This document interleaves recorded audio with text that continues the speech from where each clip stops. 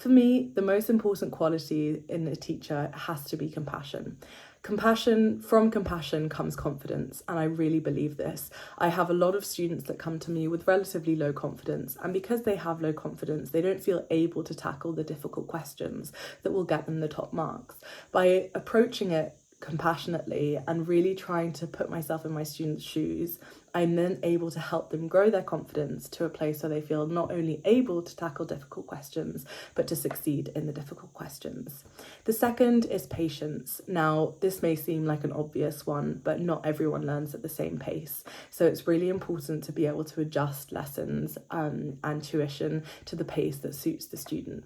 The third is flexibility. Again, perhaps an obvious one, but it's an important one throughout life, but for me personally, incredibly important in tuition because not everyone thinks the same way.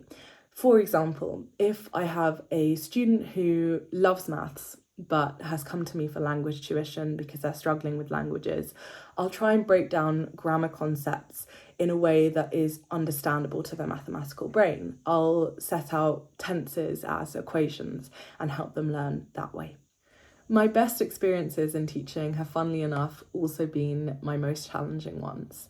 Perhaps my most challenging experience was a student that moved from Albania to the UK 6 months before GCSEs.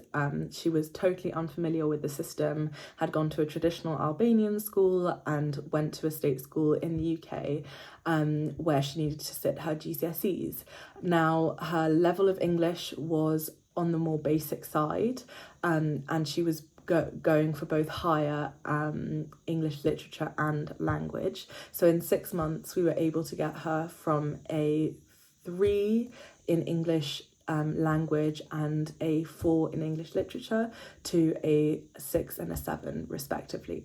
That was the biggest challenge that I had faced to date, but it was one of my best experiences because it was so fulfilling to see someone who faced so many challenges do well with the support that the tuition was able to bring. The second biggest challenge that I've had was a student with extremely low confidence who didn't really want to let a tutor in at the beginning.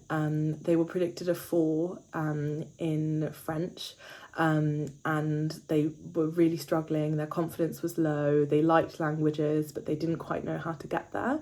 And through all of the work that we did together, their confidence grew and grew and grew, and they ended up scoring an 8 in their final exam, which was amazing. And my best experience as a tutor, one of, again, the most fulfilling ones, was with a student that was a little bit older, a mature student, who wanted to be or needed to be fluent in French in a year.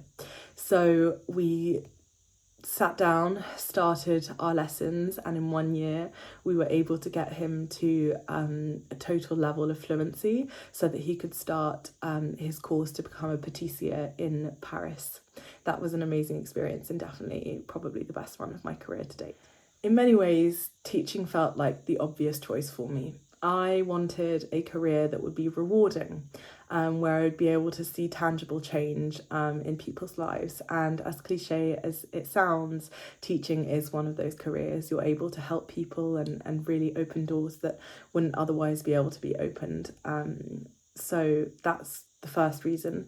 The second reason is that I'm a people person, and when you combine that with my love for learning, again, teaching is just an obvious choice. I really enjoy it. I find it incredibly fulfilling. So that's exactly why. Outside of teaching, I am a freelance translator, translating into French, Spanish and English. And in October, I will be starting my master's degree in development studies at the University of Cambridge.